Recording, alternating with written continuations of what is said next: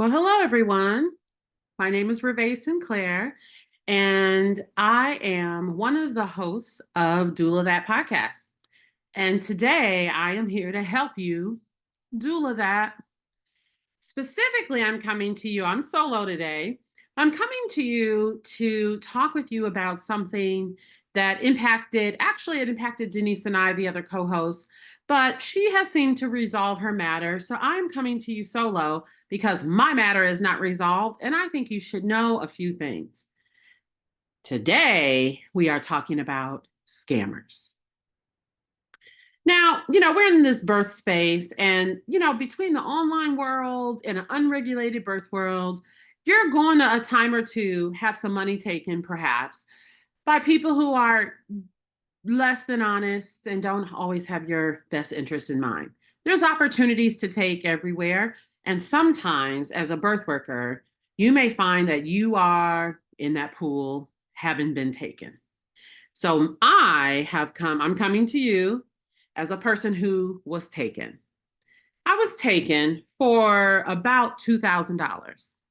Now, let me say this tip number one, have no shame. If you've been taken advantage of and somebody's stolen from you, I want to encourage you to not feel shame about it, but to shout it out.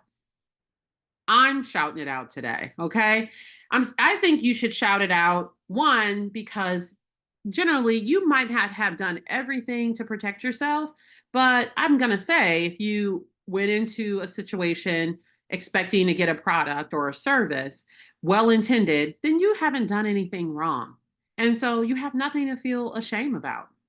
The shame is on the people who do the taking. So I'm going to tell you a little story today about someone who is active in the birth world. I'm going to name names because I think you should know. I think consumers need to know. And midwifery students, midwives, doulas, those are her birth workers in general are her target audience. And so because we share the same target audience, I may save some of you from being taken to the bank. Okay, so it's story time.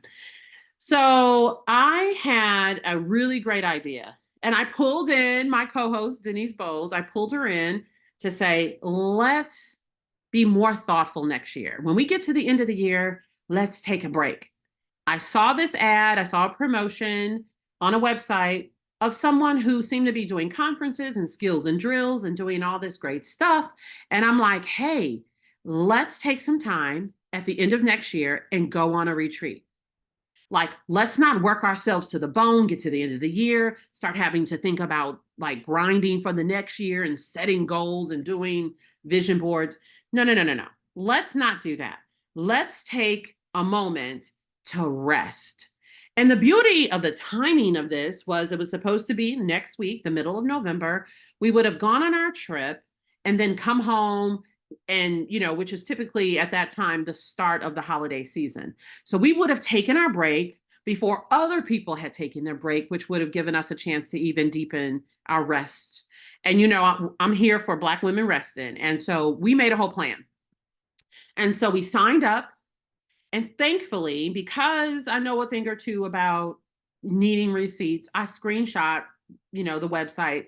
And I was a little disappointed. I got a financial receipt back for the deposit, but I actually didn't get like a contract, like, to say what we had agreed to. Nevertheless, I got my screenshots. And so we had the dates and we were very happy. Payments happened in January, February, March, and April and May, June. We get to July and I'm thinking, hey, we haven't heard anything about this retreat. No updates, no nothing. And so Denise says, yeah, you're right. I guess we have it. And so it was kind of on our radar, but it's the summertime. We're doing some other things.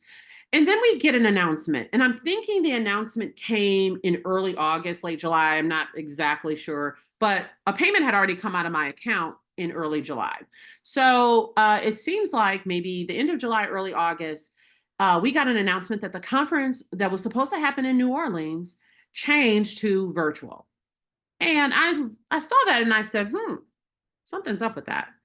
And I figured that it was probably low enrollment, right? Because, you've got to meet all these minimums when you're at a hotel and conference center.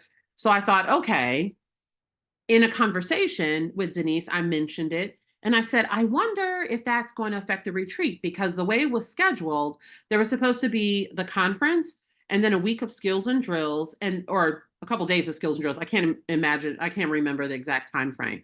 But then a trip to Belize, a retreat to Belize with birth workers. And I thought, okay, this is going to be great. But when I saw that the conference had changed to virtual, I thought, I wonder if that's going to impact the retreat to Belize. So Denise said, yeah, you're right. I wonder. We both went on. We had lots going on, right? So we kind of went on, and a couple days went by before, I can't remember if Denise saw it or if I saw it, but at any rate, I went to the website and I saw that the conference date had been changed on the website. I think it was me that found it. So it went from middle of November, it had the dates changed on the website to February 2025. Well, there's a big difference between having 10 months to plan to be away from your business, away from clients, not taking clients, planning your money, getting plane tickets and things like that. There's one thing to be planning for November 2024 and a very different thing to be planning for February 2025. So for one, I have clients in February. For two, that's just a terrible time for me to travel. And of course, besides being disappointed about the change in the travel dates, I was disappointed that she didn't even notify us. And then that's when I realized, oh my gosh, she hasn't communicated with us at all. Like, we've been making payments since January. It's August. We haven't heard anything. Okay, so that started the ball rolling. Denise emailed her. Oh, by the way, let me tell you the person's name. I've been holding out on you. But some of you, if you're in the birth world and you're active, you may have figured it out. The midwife's name is Augustine Colebrook. And let me emphasize that before I go on with the story. I had been watching Augustine because she had a conference out in Colorado. People were so happy. It was like one of the first in-person conferences after the pandemic. And so people were really excited. They were like, it was amazing. So I've been watching her, and she's a great storyteller, right? Very empathetic. You can hear her trauma, her sadness around her family. She doesn't really stay in contact with her family. There's all these things that, make her, somewhat endearing, and people feel connected. And so she's in India now, working on a birth center, and giving all these beautiful highlights, and I think that's great, except guess what, she took our money and hasn't given it back. Now, this is a conversation that we're having, remember, August, September, about a trip that's supposed to happen in November. So when she changed the dates, I was entitled to a refund, even though the initial language said non-refundable. Well, when you materially change the contract, even if it's a verbal agreement, all bets are off. She made the change. She broke the contract. I'm entitled to my money back. So we requested the money. Denise did it by email. I did as well. Now I'm going to kind of stick to what I did, since Denise isn't here. She has a very different experience than I. And there's some lessons I want to share with you about that. But I emailed her and said, hey, here's a screenshot. You changed the date. This is unacceptable. I'm not available. I want my money back. I'm formally requesting in writing my money back. She agreed. She never debated whether I should get my refund. She agreed. She went on to ask me how I wanted, what platform I wanted to receive my refund. She specifically said, do you want it back by PayPal or Zelle? I chose Zelle. I emailed her 2 or 3 more times to say, well, okay, so a couple days ago, you told me you would give me my refund. I confirmed to you that I wanted it through Zelle. When is it coming? When can I expect it? Now, she didn't answer the question initially. She was having some correspondence with Denise that I'll dip into just a little bit here in a moment. But I specifically said, I want a date. When she did come back to me about a date, she said, I hope to be able to give you the money at the end of November. It's August, September. What are you talking about, the end of November? That's even after the trip was supposed to happen. So you don't have my money? Now, I knew she didn't have my money because of the correspondence she was having with Denise. Now, so I'll insert some of Denise's stuff just a bit here. So Denise had corresponded with her and said, I expect my money to be in the account in the next 48 hours or 72 hours. I can't remember the time frame. And Augustine replied and said, well, that's not going to happen. I'm running a business and I have to pay my employees. or unless you want me to pay you, I'll have to close my business and I'll file bankruptcy, and it'll take years for you to get your money. What? You're threatening bankruptcy? You won't give me back my money that I freely gave you for a retreat. And now you're telling me I'm not a priority because you need to pay your employees, and you're threatening bankruptcy? Unacceptable. Totally unacceptable. And really a rookie move for her to put that in writing like that. Denise, thankfully, this is a lesson. She paid for her trip on her American Express card. So she did it on a business credit card, which then allowed her company, credit card company, to be an advocate for her. And they gave her provisional credit back on her credit card. So she got her money replaced. I paid for it through my business debit card, which meant that money came out of my operating bank account. Well, charges that are old, you only have a certain time frame by which you can challenge a charge. So a January, February, March, April, May charge was too late for me to challenge.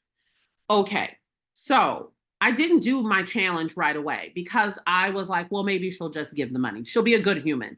So I replied to her and I said, listen, I'm a Black birth worker, small business owner, single person. I'm doing this all by myself. I need my money. If you are not going to make good on your promise to give us a retreat in November, I need my money back. So she didn't respond. Okay. So I'm sitting here like, wow, like she's really taking my money. So we're watching her social media and we're seeing, oh, this celebration of the birth center, this is going great. And we know that on social media, people do the highlights. But behind the scenes, I'm like, is she serious? Okay. So I have a lot going on, busy, busy life. And I'm like, I have this dread. And I was like, let me just watch and see what she does. Surely she's going to give us our money back. Well, I watched this chargeback process with Denise where I don't think she challenged it, but she at least not acknowledged that the chargeback was being processed. And so I'm like, okay, maybe she understands that we mean business, that we're serious. She's going to give us our money back, give me my money back. Nothing, crickets. So I let a couple weeks go by and I'm like, hey, I actually need my money. Like, are you listening? Are you really not going to reply to me? Crickets, nothing. So fast forward, so one of the things that I did, so this is part of the lesson, I did pay for this trip on a business debit card. And so when I stopped authorizing the transactions, one of the mistakes I made was I should have stopped any future payments from being able to come through, but I didn't imagine in any world that she would try to take more money. And yes, folks, 2 months later, after the last transaction in July, so she didn't take a payment in August. She didn't take a payment in September. She wasn't authorized. I look up in early October to a $600 charge coming out of my bank account. So I'm working with my bank and they're saying, well, okay, two things come up. This 60-day later charge is under a different business name. So she's playing games. But now I have to cancel the debit card to stop all transactions to make sure that even if she's blocked under Midwifery Wisdom Collective, she still now can't also do a charge under another business, which is what she was able to do because I didn't cancel the card. I didn't think she would try to take more money. For God's sake, not only you're not giving me the money that you already took at the time that I requested the refund, but you take more? Like, this is just unconscionable. And she did the same thing to Denise. Again, Denise's company was able to advocate for her and give her provisional credit. But it's the fact that we have to spend time fighting to keep our money from someone who's not entitled to it. But she had the nerve, yes, after 60 days to take another $600 out of my account. And when I emailed her about that, silence. Well, folks, you got to imagine my deep disappointment, to be really honest, like a deep disappointment and sadness and frustration to look up a week later and see that she's on a month-long trip to Bali, living her best life, swimming right now. Today. This episode is going to come out, and you can go to her social media and see her swimming and diving and simultaneously asking you all for money to attend her conference. She wants your money to attend a conference that is now virtual, and yet she's got two Black birth workers that she's stealing money from, holding on to their money, not giving money back for no reason. She's collecting and then also taking unauthorized. So I'm going to actually call it what it is, which is stealing and not communicating. It's one thing if you said, I don't have it, but I will do my best. Let's make payments. I probably would have accepted that, even though that's unacceptable. But I probably would have accepted that. She said nothing, knows good and well she owes us money, and is living her best life doing whatever she wants.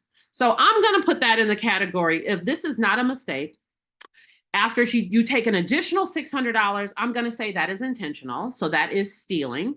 And my being diplomatic is over. Thus, I'm coming to you all. I'm coming to you all to make sure that you know who you're buying from, who you're buying services from. I know as midwifery students, it's hard to find places where you can get skills and drills and do all of that. And people need CEUs and credits. But I just want you to be an informed consumer. I want you to think about who you're buying from. I don't have any skin in the game. I don't even know this woman really. I was just trying to take a retreat, trying to take a vacation. And my God, if people don't understand how Black women need to rest, have you not been paying attention? Yeah. Okay. I'm frustrated that I did what I was supposed to do, communicated, did nothing wrong, and I'm having $2,000 taken from me. And it's just wrong. And so if you're thinking about going to Midwifery Wisdom Collective, anything in the next few months, if you're thinking about giving Augustine Colbert your money, I want you to rethink it. I want you to rethink it. Because when you give people money for a service, they should communicate with you about when you're going to get the service. And if you're not going to get the service, when are you going to get your refund? Now, I'm a birth worker. I'm an agency owner. I'm dealing with that now with clients who didn't maybe get the service that they wanted. I'm like, okay, well, let's come to an agreement about a refund. There is and should be constant communication until you get to resolution. That is the respectful thing to do. I understand small businesses have cash flow issues. I get it. Like, trust me, I get it. I have teams in 4 different cities. I get it. And like I said, I'm independent. No bank loans, no credit card. I'm doing all this on cash, which is one of the mistakes. So one of the lessons, when you do this, do it on a credit card. Have advocacy so that you can get help when you need it. Have lawyers on your team. Have people who will help you recover money when people steal from you, because you stay in business long enough, people will steal money from you. Now, I hadn't really had this happen because I have a lot of checks and balances in my system, but trust me, I'm not going to get caught with this like this again. You can bet that. So here we are, folks. I just wanted to be able to give people a chance to understand who they're doing business with, give people a chance to maybe change their minds and say, hey, I'm going to stand in solidarity with another birth worker that until you do right by her, I'm not going to do business with you. I think people should know. And Augustine, if you want to have a conversation, my inbox has been open for weeks, 2 months to be exact. I'm happy to hear what you want to do to give me the rest of my money back. Now, here's the other thing, you all. I then, having worked with my bank about the $600 that totally was clearly not authorized, also under a new business name, they were able to do a chargeback process and were able to help me do a chargeback process for the June and July charge. So I may be in a position, takes 30, 45 days. I may be in a position to get $1,000 back, but by force. She's not giving me my money willingly. And even after that, she'll still owe me $1,000, which who knows if I'll ever get it. It's frustrating. And I have a lot of emotion, and I'm not even displaying the sadness and the dismay, but trust me, it's there. I'm pissed. I am really so tired of working hard in partnership with people who call themselves allies and getting screwed. So some of you know my story, my journey with Don't International and having worked as a volunteer full-time hours for no pay and being dismissed unceremoniously on the first day of Black Maternal Health Week, along with Denise Bowles, who was the president at the time. Knowing that that's part of my history and my story, I have no bandwidth for the shenanigans that happen to Black women in this birth space. So this would have been painful if anybody had done it. It is extra painful for someone who would call herself and acts like she's an ally. It's super painful. But I will not, let me be clear, I will not give anyone the satisfaction to see tears drop from these eyes. But that doesn't mean that the pain isn't real. And that doesn't mean that I don't deserve my money.